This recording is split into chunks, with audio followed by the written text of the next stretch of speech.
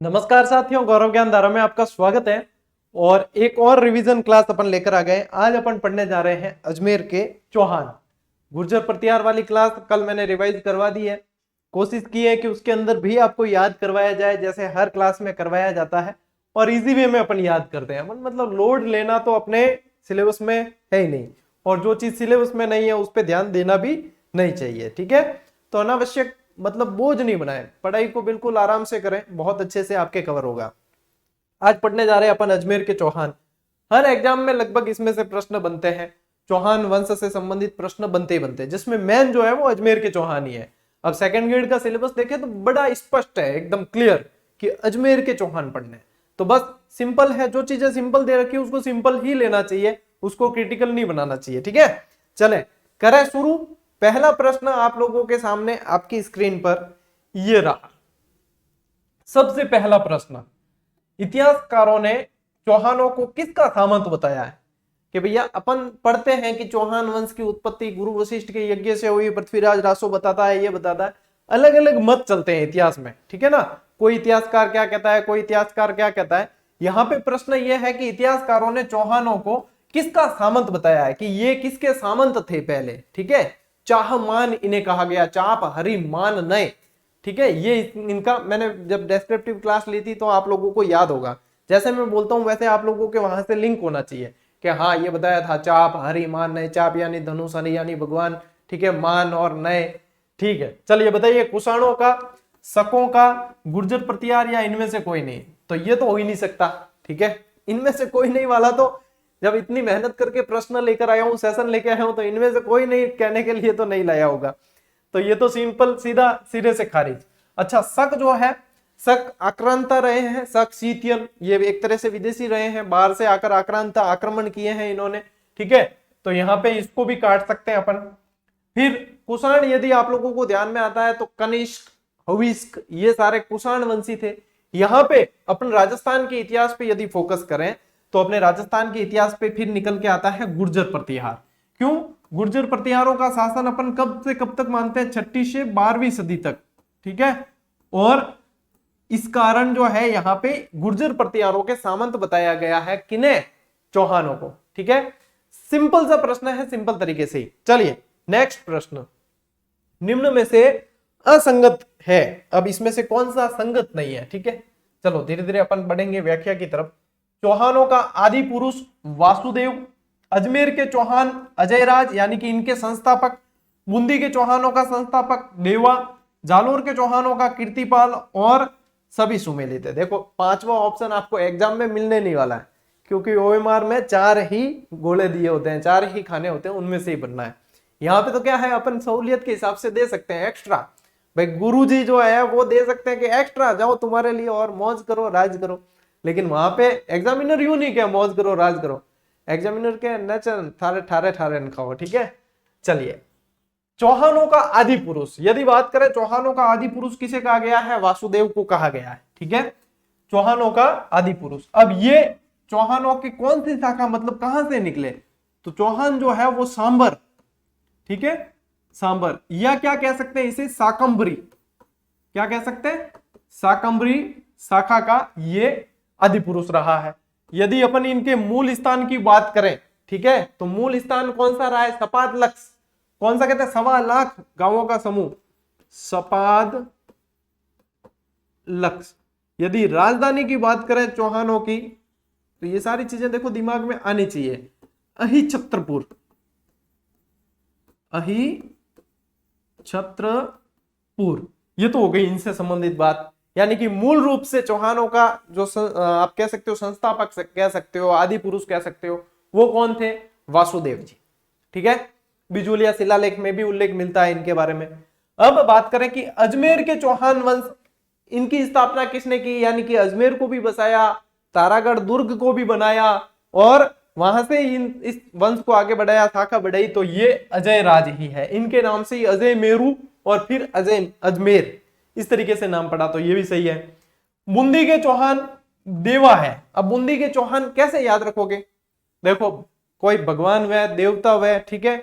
अब यूं भी देवता और दिन चल रहा है, देखो सावन महीनों चल रही है। अब देवता है देवता को अपन बूंदी के लड्डू चढ़ाएंगे, ठीक है। पहले घर पे भी मिठाई लाते हैं तो देवता को चढ़ाते हैं, देवता को क्या, बूंदी के लड्डू देवता को, तो बूंदी देवा, ठीक है। जालोर के जा कीर्ति फैला आपने, जा कीर्ति फैला, बस जालोर में कीर्ति पाल कि तू एक महान शासक, कहां भी गया है इसके बारे में क्या कहा गया है कि तू एक महान शासक। फिर पीछे बचा कौन सा, नाडोल, नाडोल शाखा बची, ठीक है, और एक सिरोही शाखा बची। तो इसमें दोनों में देखो, यहां तो सीधा ही इस ल से ही शुरू कर देना आप, लक्ष्मण, लक्ष्मण देव, और यहां पे लुम्बा, लुम्बा चौहान, सीलू, सीलू, इन चौहानों के तथ्यों को एक साथ सीलू, यह सीने का मौसम। यूं तो याद हो जाए, और क्या करा, मैथ मतलब थान याद कराने वास्ते के भी कर सका, ठीक है। अब गीत भले पी लू पर अपा कर दिया सीलू, ठीक है। चलिए, तो ये हो गया यहां से आपको याद, यानी कि अब घुमा फिरा के आप गलत नहीं करोगे। ले स्क्रीनशॉट ले थे। चलिए भैया, सिरोही का लुम्बा और नाडोल का लक्ष्मण चौहान, ले लिया स्क्रीनशॉट। यानी अरे उत्तर तो बताइए नहीं, सभी सुमेलित हैं। अच्छा, मैंने डिस्क्राइब कर दिया था ना, सभी सुमेलित हैं, ठीक है। चलिए, चौहानों की उत्पत्ति गुरु वशिष्ठ की आंख से हुई, ये किसने कहा, गुरु वशिष्ठ की आग से नहीं, गुरु वशिष्ठ की आंख से हुई, ये किसने कहा, ठीक है, गुरु वशिष्ठ की आंख से। देखो, एक तो क्या है, गुरु वशिष्ठ के अग्निकुंड से, गुरु वशिष्ठ के अग्निकुंड, एक तो ये सिद्धांत चलता है, ठीक है, जिसमें आपके सबसे ज्यादा जो है समर्थन किया या बताया वो पृथ्वीराज रासो, ठीक है ना, चंद्रबरदाई, क्या इनसे हुआ है, 4 वंश का हुआ है, मैंने आपको कल बता दिया था, ठीक है। अब देखो, यानी यहां पे क्या पूछा है, गुरु वशिष्ठ की आंख से हुई, बिजोलिया शिलालेख, सुंदा माता शिलालेख, पृथ्वीराज रासो या पृथ्वीराज विजय, बताइए क्या उत्तर है इसका। देखो, जब आपको यूं पूछे ना, वत्स गोत्रीय विप्र, क्या पूछे, वत्स गोत्रीय विप्र, विप्र यानी ब्राह्मण, ठीक है, ये राजपूतों के लिए पूछ ले या चौहानों के लिए, तब आपको ध्यान रखना है ये बिजोलिया शिलालेख के अंदर है, बिजोलिया शिलालेख में, ठीक है, वत्स गोत्रीय विप्र, इसका ध्यान रखना है। पृथ्वीराज रासो अग्निकुंड का समर्थक रहा है, ठीक है ना, पृथ्वीराज रासो। पृथ्वीराज विजय, अच्छा, पृथ्वीराज रासो की रचना किसने की, चंद्रबरदाई, चंद्रबरदाई ऐसे भी लिख सकते हो, चंद्रबरदाई भी लिख सकते हो, चंद्रबरदाई, जो पृथ्वीराज तृतीय, पृथ्वीराज चौहान तृतीय थे, उनके बेस्ट फ्रेंड भी रहे हैं, ठीक है, हाँ दोस्त। ये चंद्रबरदाई, पृथ्वीराज रासो, और पृथ्वीराज विजय की रचना किसने की, जयानक, संस्कृत के बहुत बड़े विद्वान थे जयानक, ठीक है।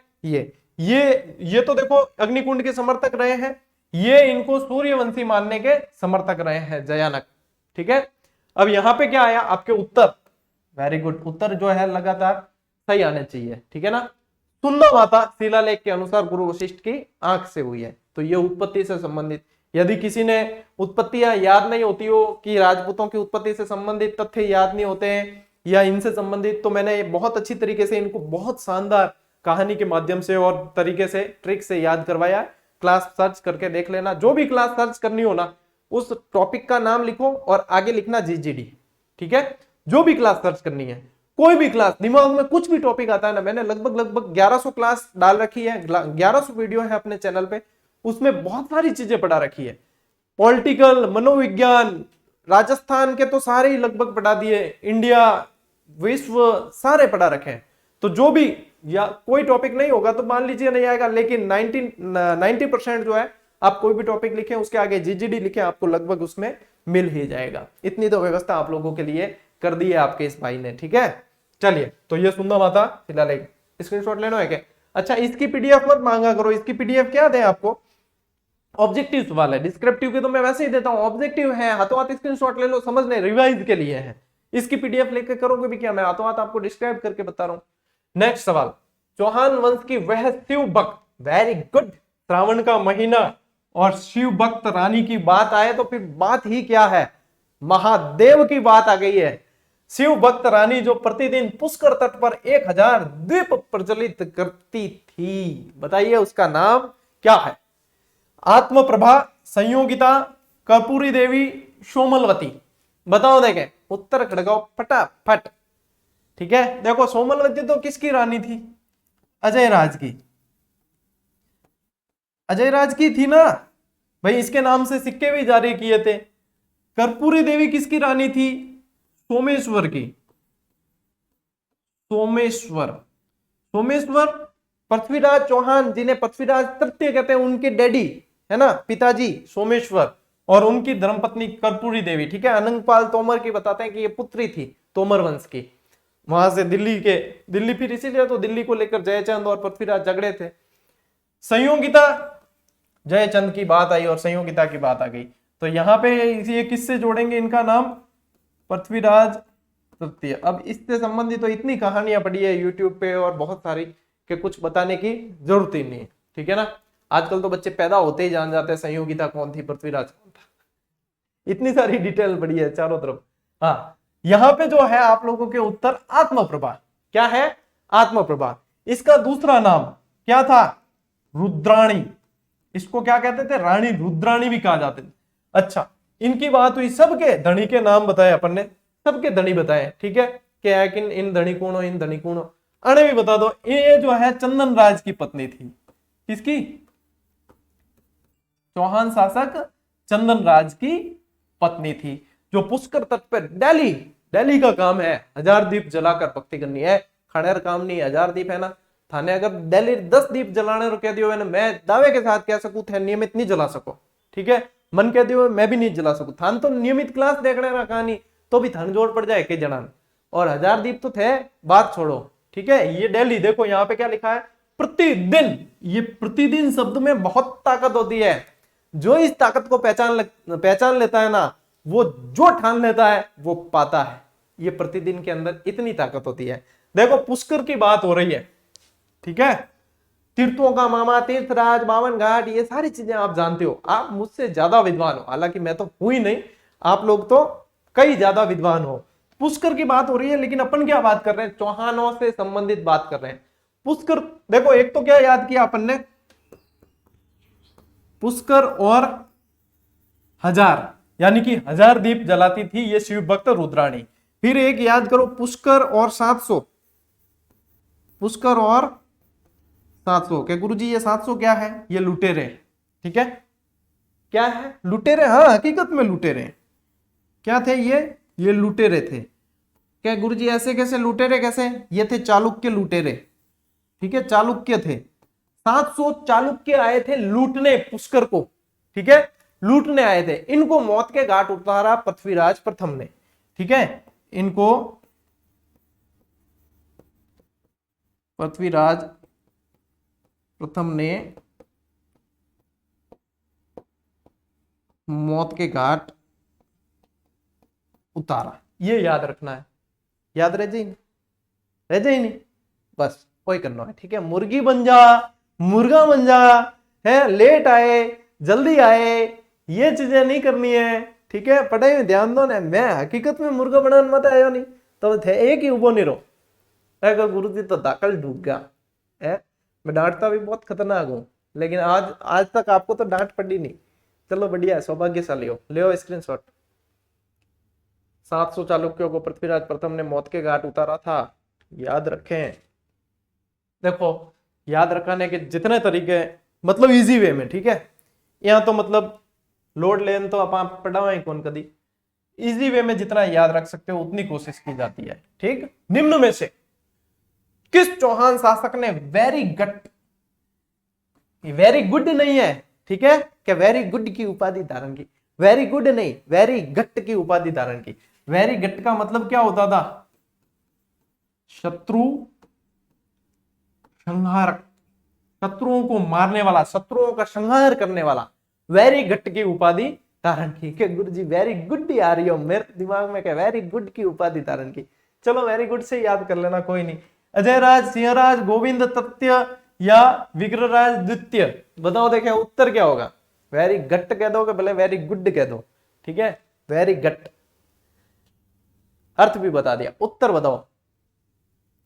देखो अजय राज, क्या याद रखना है, अजमेर को बसाया कब?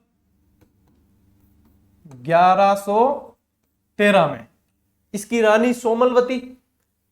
अजय प्रिय द्रम्मस नाम से सिक्के निकाले, अजय देव और अजय प्रिय द्रम्मस, ठीक है, किस नाम से? अजय देव व अजय प्रिय द्रम कह सकते हो, द्रम, सिक्के निकाले। एक तो ये याद रखना है, ये सिक्के कैसे थे? चांदी और तांबे के, ठीक है, ये याद रखना है। अजय राज में से तारागढ़ दुर्ग को बसाया है, ये याद रखना है। सोमलवती रानी थी, ये याद रखना है। अजमेर की वंशावली इनसे मतलब मानी जाती है, अजमेर के चौहानों के संस्थापक माने जाते हैं, ये याद रखना है अजय राज से। सिंह राज, सिंह राज से क्या याद रखोगे? सिंह, भाई सिंह राज, सिंह किसको कहते हैं? शेर, ठीक है। महाराजादी राज की उपाधि चौहानों में सबसे पहले धारण की, ठीक है, महाराजा दी राज सबसे पहले चौहानों में।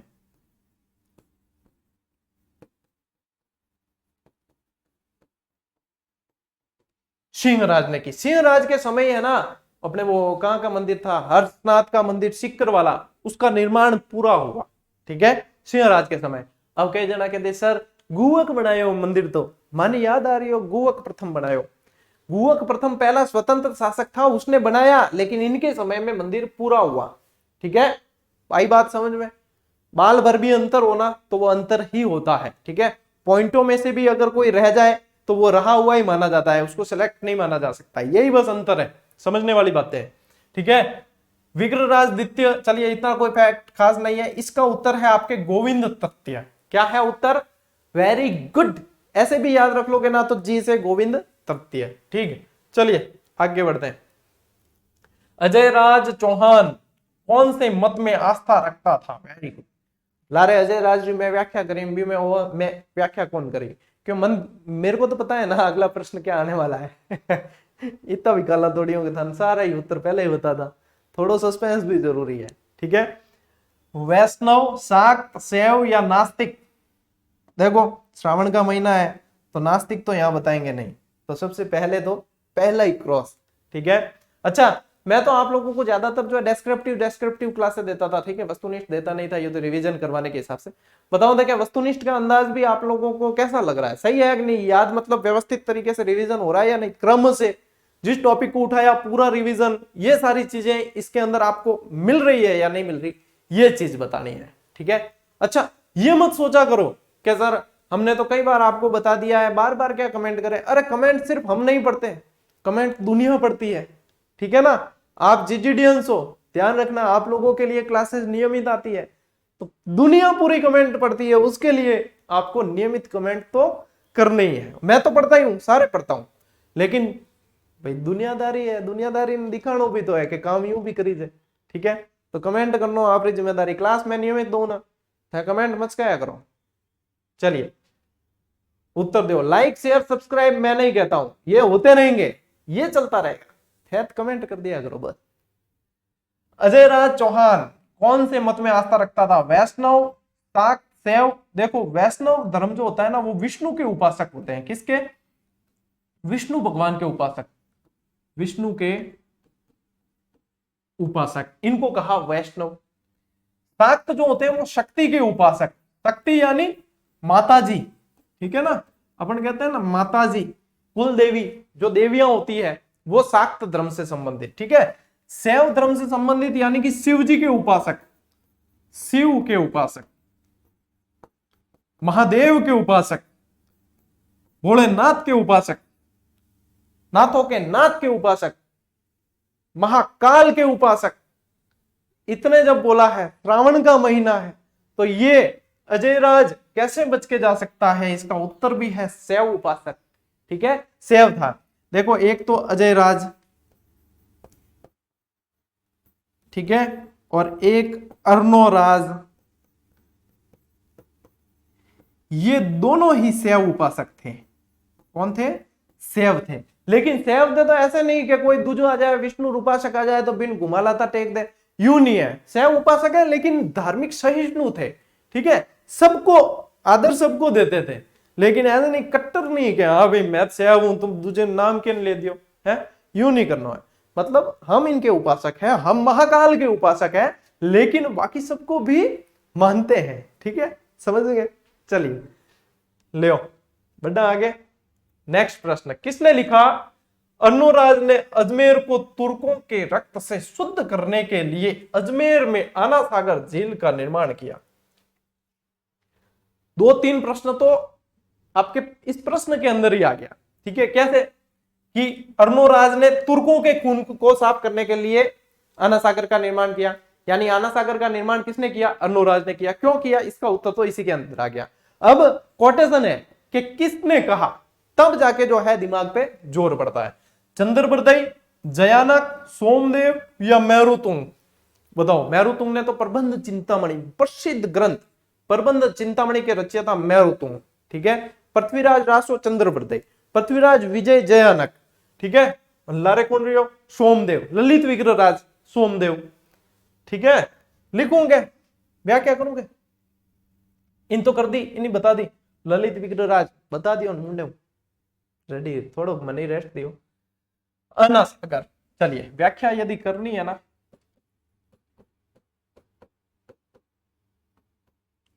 कट्टे अटके रे माइक। आना सागर सबसे पहली चीज अजमेर में है, ये तो किसी को बताने की आवश्यकता नहीं। क्या याद रखे? चंद्रा नदी को रोककर,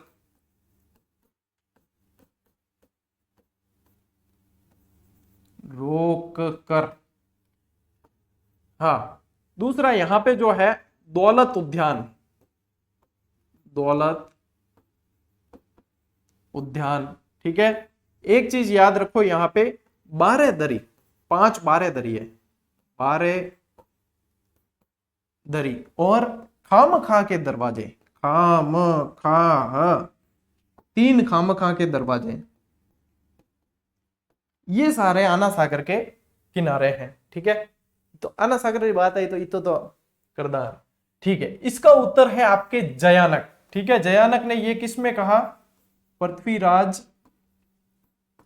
विजय के अंदर लिखता है। ज्यादातर का यदि पढ़ा नहीं ना किसी ने तो दिमाग कहां जाता है? चंद्रबरदई पे सीधे ही कि पृथ्वीराज रासो, पृथ्वीराज रासो। लेकिन पृथ्वीराज विजय है ना, उसके अंदर बहुत सारे कोटेशन और बहुत सारी चीजें मिलती है। संस्कृत का बहुत बड़ा विद्वान था ये, ठीक है। चले लेना स्क्रीनशॉट, लो चलो, ओके। देवघोष और धर्मघोष नामक विद्वान किसके दरबार में थे? शाबाश। ये विद्वानों से संबंधित है ना, बहुत पूछे जाते हैं। मैंने पहले जब जीजीडी फैक्ट वाली मुहिम चलाई थी तब सारे विद्वान एक साथ संकलित करके दे दिए थे। अब वापस उन्हें और अपडेट करके दिए जाएंगे। एक चीज ध्यान रखना, ये जो टेलीग्राम पर जीजीडी फैक्ट मुहिम चलती है ना, अब तो आज तो कितना 7वां डल गया आज, या छठा डला है? छठा डला है, 6 तारीख हुई ना, छठा डला है, कल 7वां डलेगा। अब इन 7 फैक्ट को आप देखकर आने वाले फैक्ट के अंदाजे लगा सकते हो कि इसमें क्या है। और आपको बता दूं, इस पर 2 व्यक्ति निरंतर काम करते हैं, यानी कि इस सिर्फ जीजीडी फैक्ट मुहिम के लिए 2 व्यक्ति निरंतर काम कर रहे हैं, जो आपको ये प्रोवाइड करवा रहे हैं। और इसका क्या है? शुल्क क्या है? शुल्क क्या है? निःशुल्क है, बिल्कुल। आप लोगों को डायरेक्ट ही मिल रहा है, आपको तो पका पकाया मिल रहा है। आपको कोई किताबें नहीं टटोलनी पड़ रही, आपको कुछ भी इधर उधर ढूंढना नहीं पड़ रहा। सीधा टेलीग्राम पे सुबह उठते ही सबसे पहला मैसेज मैं, मतलब सबसे पहला टेलीग्राम पर जीजीडी फैक्ट वाला ही भेजता हूं, ठीक है। सुबह की शुरुआत चाय के साथ, चाय आपकी, फैक्ट हमारे। अब इस पे जो है ना, राम निवास जी आप जानते हो मेरे साथ शुरू से जुड़े हुए हैं और हमारे कंटेंट मैनेजर है। सीधी सी बात, कंटेंट मैनेजर यानी कि कंटेंट से संबंधित बहुत सारा काम देखते हैं राम निवास जी सैनी। आप सहयोग करता, मैं कई बार फैक्ट के अंदर नाम भी देखते हो, ठीक है। एक तो ये है, एक हमारे एडिटर है प्रवीण जी, ठीक है, प्रवीण जी। ये 2 व्यक्ति जो है आप लोगों के लिए जीजीडी फैक्ट पे डेली काम करते हैं, डेली, ठीक है। अब कई जना कहें गुरुजी टेस्ट सीरीज कमा रहे हैं, बिल्कुल कमा रहे, बिल्कुल कमा रहे, ताकि हर व्यक्ति यानी टेस्ट सीरीज के जो बनाने और इनके अंदर भी है ना बहुत सारे मानव संसाधन, लगभग 10-15 लोगों की टीम काम करती है अलग अलग चीजों पे, ठीक है। उन सबका मेंटेनेंस कहां से निकालता हूं मैं? इसी से निकालता हूं, और मेंटेनेंस ही निकालता हूं। इसलिए मैं छाती ठोक के कहता भी हूं कि जितना लगता है उतना ले लेता हूं, ठीक है। 10-15% जो है अपना मार्जिन होता है वो भी कभी कभी ऑफर के नाम पे छोड़ देते हैं, सीधी बात है, ठीक है। और फायदा किसको? आप लोगों को। फिर भी मान लीजिए टेस्ट सीरीज में तो हम कमाते हैं, हम पैसे लेते हैं आपसे, ठीक है। यहां इसका तो कुछ पैसा नहीं है, आप लोगों को सीधी जैसे आपको क्लास मिलती है वैसी ये चीज मिल रही है। तो जीजीडी फैक्ट ये जो है इसे जरूर हाथों हाथ उसी दिन याद करें, पैसा टका कुछ लगना नहीं है, आप लोगों को सीधा याद करना है। और ये जैसे जैसे याद करते जाओगे आप इतनी मजबूत स्थिति में आ जाओगे, अन्य विद्यार्थियों से अपने आप को कंपैरिजन करके देखना उसके बाद क्या हमारा लेवल क्या है और बाकियों का लेवल क्या है, ठीक है ना। ये वो चीज है, ये नियमितता लाने के लिए आपके अंदर। तो देख लो, दो व्यक्ति तो निरंतर काम करते हैं इस पे, मतलब पूरा दिमाग लगाते हैं कि क्या कैसे किस तरीके से देना है, तब जाके ये इस तरीके से ये चीज आ पाती है। तो धन्यवाद कभी इनका भी दे दिया करो कि मैं दिखने वाला चेहरा तो मैं हूं, कि दिखता तो मैं हूं बड़ करने वाला, लेकिन पीछे जो है काफी सारे लोग काम करते हैं। उनमें से ये भी दो है जो जीजीडी फैक्ट वाली मुहिम के अभी आधार स्तंभ है, ठीक है। चलिए, तो ये जो है ये टेलीग्राम पे मिलते हैं। अब कल ना, आज एक सुबह एक लड़का कमेंट कर रहा है कि सर 4 नंबर और 5 नंबर फैक्ट मिसिंग है। मिसिंग कहां से हो गया? हम तो हर रोज देते हैं और आपने उस फैक्ट पर पढ़ा नहीं क्या? उस पर लिखा हुआ है कि टेलीग्राम पर हर रोज संकलित फैक्ट पाए। जब टेलीग्राम पे, अब कम्युनिटी पोस्ट में, यूट्यूब पे तो हमारे पास में और दूसरी भी चीजें बहुत सारी होती है, जैसे जीजीडी अपडेट वाला जो हम एक ऑब्जेक्टिव प्रश्न डालते हैं डेली करंट अफेयर्स का, वो भी डालते हैं। तो सारी चीजें वहां कम्युनिटी पे नहीं डाली जा सकती, इसलिए टेलीग्राम पे डालते हैं। टेलीग्राम पे वो हमेशा हमेशा के लिए आपके पास में सुरक्षित रहती है, इसलिए तो कहते हैं वहां कोई चार्ज थोड़ी लग रहा है आपके, कि एंट्री फीस थोड़ी है कि एंट्री फीस दियो और ज्वाइन हो, है कोई नहीं है। तो ज्वाइन कर सको, और ये फैक्ट, ये ऐसी मुहिमें बार बार शुरू नहीं होती, तो ज्वाइन करके और डेली आनंद लिया करो, ठीक है। पढ़ो आराम से। देवघोष और धर्मघोष नामक विद्वान किसके दरबार में थे? अब इतनी बात कर दी, हटा डायरेक्ट ही बता दा कि अन्नोराज रे दरबार में, ठीक है। अन्नोराज के दरबार, अन्नोराज को है ना, चलिए एक ध्यान रखना, अन्नोराज की हत्या की गई, किसने की? जगदेव ने, इसका पुत्र था, इसलिए इस जगदेव को क्या कहा जाता है? चौहानों का पितृ हंता, पिता को मारने वाला, पिता की हत्या करने वाला पितृ हंता कहलाता है, ठीक है। ध्यान रहे जी, ओके। नेक्स्ट, किसने कहा विग्रहराज की मृत्यु हो गई तो कवि बांधव की उपाधि निरर्थक हो गई क्योंकि इस उपाधि को धारण करने की क्षमता और किसी में नहीं थी? बहुत अच्छा प्रश्न, और ऐसे कोटेशन आ जाए मजा आ जाएगा कि इस पे यदि आपका ध्यान आ गया और आप लोग इसको सही करके आ गए तो काफी लोगों से आप आगे होंगे। देखो, कवि बांधव यानी क्या है पता है? कटिबंधु भी कहा गया, कटिबंधु, कवि बांधव, कवि बंधु, ये सारी उपाधि। ये उपाधि दी किसने वो बता दूं मैं पहले। ये उपाधि दी किसने? जयानक ने दी है। किसने दी है? जयानक ने ये उपाधि दी है। किसको दी है? विग्रहराज चतुर्थ को दी है, जिसे बिशल देव के नाम से भी जानते थे। विग्रहराज चतुर्थ को दी है, बहुत महान शासक था ये, ठीक है। विग्रहराज चतुर्थ को दी है। अब इसमें से बताना है कि सोमदेव, चंद्रप्रदय, जयानक या किलहोन कौन था। तो सबसे पहले तो मैं आपको इसका उत्तर ही बता देता हूं, ठीक है। इसका उत्तर भी जयानक है, क्योंकि जिसने उपाधि दी वही तो इसके बारे में कोटेशन कहेगा कि इसकी मृत्यु के बाद में ये उपाधि कोई धारण नहीं कर सकता, कि जिसको मैं उपाधि दे सकूं ये, कि ये उसके अंदर उपाधि थी, ठीक है। अब देखो, एक और चीज बताऊं, अपन यदि किसी की होड़ करें, ठीक है, होड़ का मतलब क्या है? किसी से आगे निकलने की कोशिश करें, ठीक है। आप रोड पर जा रहे हो, आप रोड पे किसी की होड़ करते हो, आगे निकलने की कोशिश करते हो, उसको बोलते हैं ओवरटेक। जब किसी को ओवरटेक करने की कोशिश करोगे तो आपके पास में गाड़ी है, आपको हॉर्न बजाना पड़ेगा। क्या बजाना पड़ेगा? हॉर्न बजाना पड़ेगा। हॉर्न बजा के फिर आगे निकलना पड़ता है, ठीक है, रूल्स कायदे के अनुसार, ठीक है।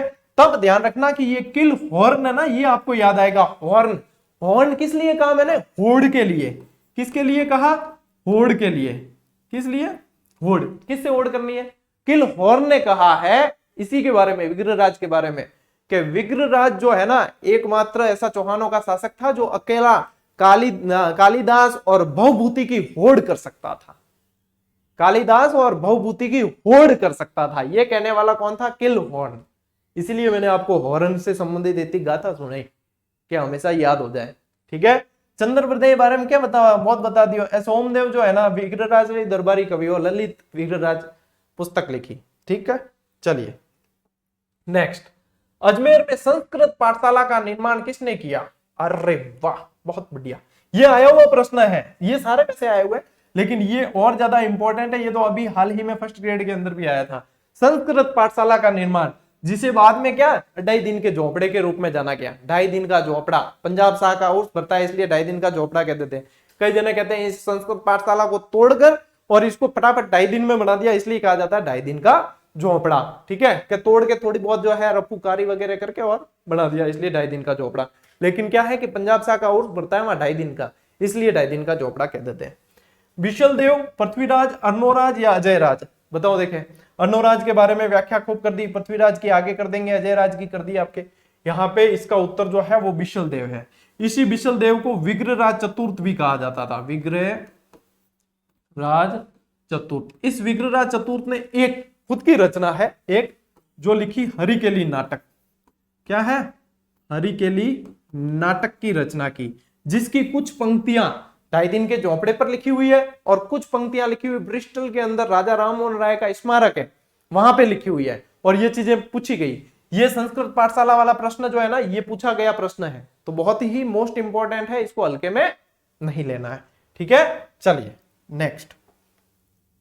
निम्न में से किसने प्रताप लंकेश्वर की उपाधि धारण की? बहुत बहुत जबरदस्त। यही वो प्रश्न है जो जीजीडी वन लाइनर में सिर्फ एक लाइन लिखी हुई है इस शासक के बारे में, और यही वो प्रश्न है जो सीधा सीधा एग्जाम में पूछा गया। आपको दूसरा कुछ पढ़ने की जरूरत नहीं पड़ी थी, सिर्फ ये प्रश्न पढ़ के सीधा सीधा सही करके आए थे। अच्छा, मैं बता दूं, अभी जो है वन लाइनर इनकी उपलब्ध मार्केट में नहीं है। कई सारे विद्यार्थी पूछते हैं सर वन लाइनर मिल नहीं रही है, मिलेगी कहां से? उस समय आई थी, सारी खत्म हो गई, बचती नहीं पीछे। ठीक है, अब जब भी आएगी बता दिया जाएगा। अच्छा, एक बता दूं आपके, समसामयिकी की अर्धवार्षिकांक, समसामयिकी, ठीक है, करंट अफेयर्स, CURRENT, सही है स्पेलिंग। करंट अफेयर्स की जो है अर्धवार्षिकांक बहुत जल्दी, यानी कि 4-5 दिन के अंदर। कितने दिन में? क्योंकि मेरे पास में अभी अभी में बहुत सारे मैसेज आ गए, ये 4-5 दिन में आने वाली है। खासियत रहेगी कि वन लाइनर भी होगा, क्लास पे आधारित होगी वन लाइनर, प्लस ऑब्जेक्टिव सवाल, प्लस ऑब्जेक्टिव सवाल। मेन खासियत क्या है? माहवार, मंथ वाइज कि करंट भी पढ़ना है मंथ वाइज, क्योंकि मंथ वाइज किताबें करंट की मैंने बहुत कम देखी, नहीं देखी। ठीक है, इसलिए ये जो है वो मंथ वाइज, तो ये बहुत जल्द आप लोगों को अभी, अब मेरी जो भी पुस्तक आने वाली है उसमें सबसे पहली पुस्तक यही 4-5 दिन में, बस मेरी तरफ से काम फाइनल हो गया। अब चल रही है लास्ट करेक्शन में। ठीक है ना, ये आपको बहुत जल्द मिल जाएगी, जिसका शायद कवर मैं आपको आज या कल में शेयर भी कर दूं, कवर मैं बता भी दूंगा। ठीक है, और पिछली बार जो मेरी वार्षिकांक आई थी तकरीबन मतलब रीट मुख्य परीक्षा के बिल्कुल पास में आई थी, तकरीबन 20,000 बच्चों ने उसे पढ़ा है। 20,000 बच्चों ने पढ़ा है, बहुत बढ़िया रेस्पॉन्स उस पर, मतलब बहुत कम समय बचा था उस समय परीक्षा में, लेकिन फिर भी बहुत बढ़िया रेस्पॉन्स उस पर मिला था। इसके लिए तो मैं आप सभी को धन्यवाद बिल्कुल देना चाहूंगा। निम्न में से किसने प्रताप लंकेश्वर, ये ऐसा प्रश्न है जो तख्ते पलट सकता है, सीधी स्थिति पलट सकता है, और ये मतलब एक लाइन दी थी वन लाइनर में। किसके बारे में कहा गया है? सोमेश्वर के बारे में। पृथ्वीराज चौहान के जो पिता सोमेश्वर, उन्होंने धारण की थी प्रताप लंकेश्वर की उपाधि। ग्रंथ पढ़ने की जरूरत आपको नहीं पड़ी, सीधा सीधा जो है मक्खन निकाल के दिया था। ठीक है, याद है ना। चलिए नेक्स्ट। पृथ्वीराज चौहान के बारे में निम्न में से कौन सा कथन सही नहीं है? ये नहीं शब्द बेवफा है। ठीक है, ये दिखता नहीं है एग्जाम के अंदर, इसलिए इस पे विशेष ध्यान देना है। कौन सा कथन सही नहीं है? माता पिता कर्पूरी देवी और सोमेश्वर सही है, माता कर्पूरी देवी थी, पिता सोमेश्वर थे। संरक्षक कैमास, इस कैमास को आप कह सकते हो, इसका नाम कदम्बवास भी मिलता है, कदम्बवास भी मिलता है, ये तथ्य भी सही है। उपाधियां दल पुंगल और राय पिथोरा, इस दल पुंगल को यदि अपन देखें तो होता है विश्व विजेता। क्या होता है?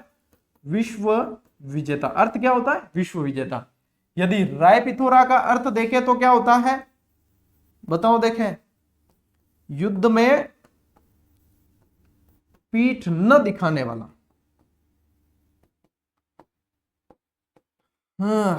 न दिखाने वाला। सेनापति, आला व उदल। अब बताओ उत्तर क्या है? प्रश्न ये है कि उत्तर क्या है। पहले स्कूल में जब पढ़ते ना तो ये बहुत खेल खेलते हैं कि चलो एक प्रश्न है, प्रश्न ये है कि उत्तर क्या है। वो दगलो क्या कि प्रश्न पूछ तो सही, अरे प्रश्न ये है कि उत्तर क्या है, फिर बाद में कहते उत्तर एक दिशा है। एड़ा तो कई खेल खेल लियोड़ा। सेनापति आला व उदल, ये बिल्कुल ही हला हल गलत है। क्यों गलत है? क्यों आला उदल तो विपक्ष में थे, परमर्दी देव की तरफ से लड़ने आए थे, वो वहां थे सामने, ये भी बहुत मतलब योद्धा थे, ठीक है ना। चलिए नेक्स्ट, तुमुल का युद्ध कब हुआ? अच्छा, ये कैमास का जो जिक्र आया था ना, कैमास ने नागौर किले का निर्माण किया, वहां पे एक भेड़ और भेड़िए को लड़ते हुए देखा, तो उसने देखा कि यहाँ की जमीन में इतनी ताकत है कि एक भेड़ जो है वो भेड़िए से टक्कर ले सकती है, तो फिर उसने वहां पे दुर्ग का निर्माण किया। तुमुल का युद्ध कब हुआ? 1191, 1192, 1182, 1185। अच्छा, इस तुमुल के युद्ध को महोबा का युद्ध भी कहा जाता है। अब बताओ, महोबा का युद्ध भी कहा जाता है। अब बताओ, जेजाक बुक्ति के चंदेल थे, जेजाक बुक्ति के चंदेल थे, जिनका नाम था चंदेल शासक, ठीक है ना, चंदेल परमर्दी देव, चंदेल परमर्दी देव, इनके सेनापति थे। इनके सेनापति कौन थे? आला और उदल, आला व उदल। इनको पहले तो है ना किसी कारणवश यहां से राज्य से निकाल दिया था, मतलब मन मुटाव हो गया था इनके बीच में, कोई आपस में यहां से निकाल दिया था। फिर जब पृथ्वीराज चौहान का आक्रमण हुआ ना, तब जरूरत पड़ी तो ये राज्य के लिए वापस आए थे। इनकी याद में बुंदेलखंड के अंदर आज भी वीरता भरे गीत गाए जाते हैं, ठीक है। एक जगनिक ने एक कोटेशन लिखा भी था कि 12 बरस कुकर जिए 13 बरस सियार, 12 बरस कुकर जिए 13 बरस सियार, बरस 18 क्षत्रिय जिए बाकी जीवन धिक्कार, ठीक है। कि 12 साल तो जीता है कुत्ता, 13 वर्ष जीता है सियार, 18 वर्ष जीते क्षत्रिय। क्षत्रिय यानी कि या तो मतलब देश के लिए खेत आ जाते हैं, कहने का मतलब ये है, ठीक है। बाकी जीवन धिक्कार, तब तक 18 वर्ष तक वो साबित कर देते हैं कि उनका जन्म किस लिए हुआ, ये कहने का मतलब। ये जगनिक ने लिखा है इनकी वीरता के लिए, ठीक है। चलिए बताइए, ये युद्ध कब हुआ? 1182 के अंदर हुआ है, ठीक है, ओके। चलिए नेक्स्ट, सुरजन चरित्र में संयोगिता का नाम मिलता है। गुड, ये प्रश्न ऐसा है कि जिसने वन लाइनर पढ़ी है ना, वापस से आज आए ऐसे प्रश्न है कि वन लाइनर पढ़ी है उसको ये बिल्कुल आएगा, बाकी को थोड़ी सी समस्या हो सकती है। संयोगिता का नाम पूछा है कि इसके अंदर संयोगिता का नाम क्या है? संयोगिनी, शुक्तिमती, कांतिमती, संयोगिता। यहां पे मैं उत्तर देखना चाहूंगा आप लोगों के, क्या आप लोग क्या उत्तर देते हो? देखो मैं आपको देता हूं समय 15 सेकंड का, बताओ उत्तर, ठीक है। आपस में मुर्गा बन जा मुर्गी बन जा नहीं करना है, उत्तर बताओ इसका उत्तर क्या है? सुरजन चरित्र में संयोगिता का नाम मिलता है। देखो संयोगिता प्रेमिका थी पृथ्वीराज चौहान की, है ना। अब बार बार मैं तृतीय नहीं बोलूंगा, आप सभी जानते हो कि पृथ्वीराज चौहान तृतीय की बात हो रही है। अब सुरजन चरित्र के अंदर संयोगिता का नाम क्या मिलता है? 15 सेकेंड पूरे, वेरी गुड।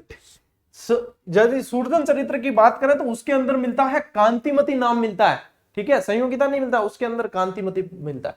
ये प्रश्न ऐसा है, इस लेवल का है कि यदि बन जाए ना तो वास्तव में मजा आ जाए, आनंद, ठीक है। चलिए next, the early Chauhan dynasties नामक पुस्तक किसने लिखी? ये भी बहुत ज्यादा इंपॉर्टेंट, और ये प्रश्न भी 2-3 एग्जाम में बना हुआ है, ठीक है। द अर्ली चौहान डायनेस्टीज नामक पुस्तक किसने लिखी?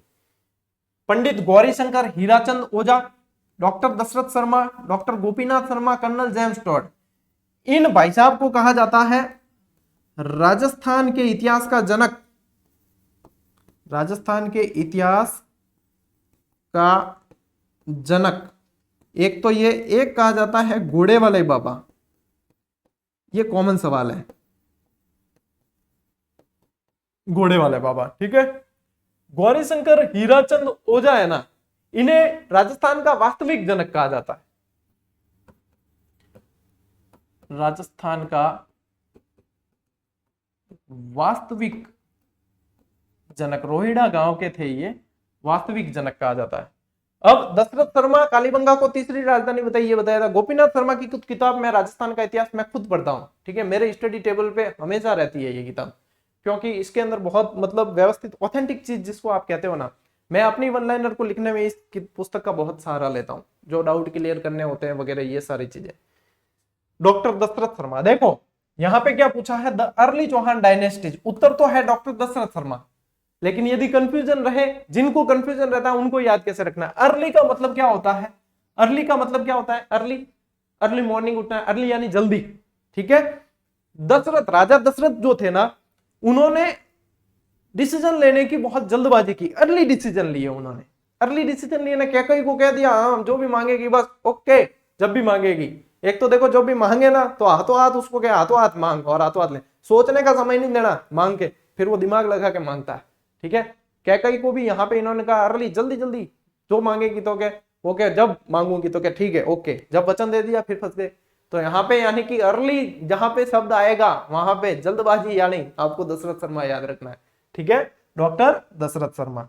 चलिए नेक्स्ट सवाल, किसके अनुसार तराइन के युद्ध के बाद मोहम्मद गौरी ने ऐसे सिक्के चलाए जिसमें एक और तो पृथ्वीराज और दूसरी ओर मोहम्मद बिन साम लिखा था। देखो तराइन का जो युद्ध है ना,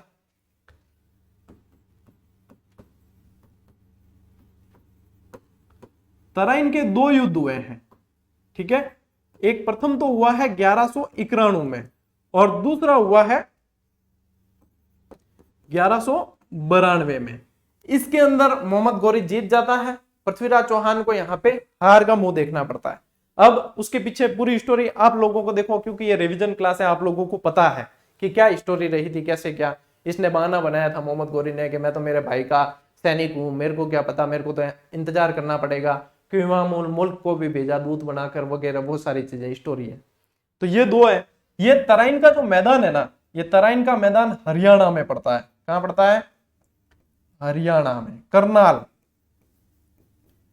करनाल हरियाणा के अंदर ये मैदान पड़ता है, ठीक है। यहाँ पे क्या है कि ये इनकी मतलब युद्ध के परिणाम से संबंधित बहुत सारे मतभेद है इतिहासकारों में।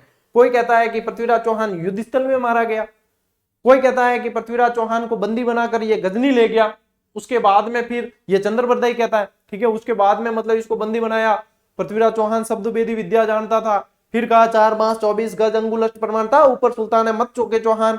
फिर वो उसको बात बोलता है कि भाई राजा की आवाज राजा ही सुनेगा, तो आप आवाज दो तब ये तीर चलाएगा, फिर तीर के अनुसार मार देता है। कुछ इतिहासकार कहते हैं कि ये जो है वहां पे इसको मार दिया था पृथ्वीराज को, और उसके बाद में कुछ इतिहासकार कहते हैं इन दोनों ने साथ में शासन किया और फिर ये सिक्के चलाए ऐसे, ठीक है, ये सारी चीजें। अब चूंकि और कुछ इतिहासकार कहते हैं पृथ्वीराज ने मतलब इसको मार दिया था, ठीक है। अब ये चीजें ज्यादातर जो है मतभेद है। देखो 1194 में चंदावर का युद्ध हुआ, यानी मोहम्मद गौरी तो जिंदा था, ठीक है। 1194 में जयचंद से चंदावर का युद्ध हुआ, ये सारी चीजें चलती है जो तर्क कराती है। अच्छा, इसका उत्तर बताएं तो इसका उत्तर है आपके डॉक्टर गोपीनाथ शर्मा, ठीक है, ओके। नेक्स्ट, तराइन के युद्ध के बाद गौरी ने अजमेर का प्रशासक किसे नियुक्त किया? मोहम्मद गौरी ने अजमेर का प्रशासक नियुक्त किया, बताओ किसे किया? ठीक है, प्रताप सिंह। प्रताप सिंह तो देखो है ना, तराइन में गद्दारी की थी पृथ्वीराज से, पृथ्वीराज से गद्दारी।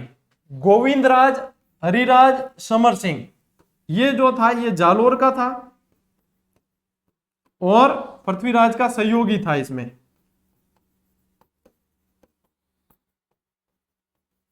तराइन के युद्ध में, ठीक है। अब आपके पीछे ऑप्शन बचे हैं दो, जिसमें से एक ऑप्शन तो है आपके हरिराज। हरिराज था पृथ्वीराज का भाई, ठीक है, और गोविंदराज, गोविंदराज था पृथ्वीराज का पुत्र। अब बताओ उत्तर क्या है? प्रश्न यह है कि उत्तर क्या है? हाँ, उत्तर है आपके गोविंदराज, ठीक है। गोविंदराज को यहाँ पे प्रशासक बनाया। उसके बाद में क्या किया कि हरिराज ने गोविंदराज पे आक्रमण करके गोविंदराज को हरा दिया।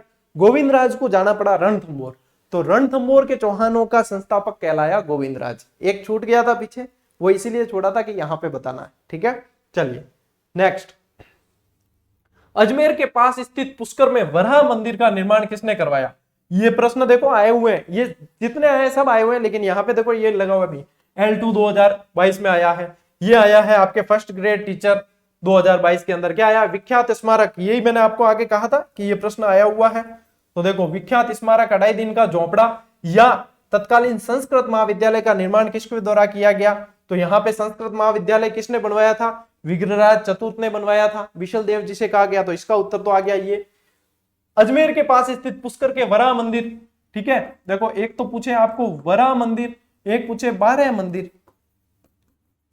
दोनों का उत्तर है 12 मंदिर बनवाए, ठीक है, 12 मंदिर भी बनवाए और वराह मंदिर भी बनवाए, दोनों का उत्तर एक ही है। किसने बनवाए हैं? अर्णोराज ने, ठीक है, किसने बनवाए? अर्णोराज ने। ये प्रश्न आए हुए हैं सारे के सारे, ठीक है। नेक्स्ट, चलो भैया पूरी होगी क्लास। देखो हकीकत मेरे को तो है ना, क्लास पूरी होती है तब तक पता नहीं चलता कि कब अपन कैसे अपन ने शुरुआत की और कहां अंत तक आ गए क्लास में, पता ही नहीं चला। देखो टाइम हुआ है रिकॉर्ड, वही अपना जो फिक्स टाइम चल रहा है, लगभग 40-45 मिनट की क्लास रहती है, और उसमें अपन एक जो भी टॉपिक उठाते हैं शुरू से शुरू करते हैं और उसको पूरा ही अपन रिवाइज कर लेते हैं। बस यही तरीका है रिवीजन का, है ना। बाकी असली रिवीजन तो आप लोगों को करना है, हम तो एक माहौल देते हैं आपको कि ये जो है आपका थोड़ा सा माइंड भी फ्रेश हो जाए और आप अच्छे से रिवाइज कर सके, बस एक माहौल क्रिएट होता है, ठीक है ना। लेकिन वास्तविक रिवीजन वो तो आप लोग करोगे, वही काम आना है। ज्यादा 8-10 घंटे यूट्यूब पे या 4-5 घंटे भी बिताने की आवश्यकता नहीं है। आप खुद जो है अपना बार बार दोहरान करो, ज्यादा गहराई में मत जाओ, ऊपरी ऊपरी रिवीजन करो, अभ्यास करो और बस उसको भुनाते रहो, ठीक है। आज की क्लास में साथियों इतना ही, मिलते हैं अगली क्लास में, अगले वीडियो में। तब तक के लिए राम राम, जय हिंद।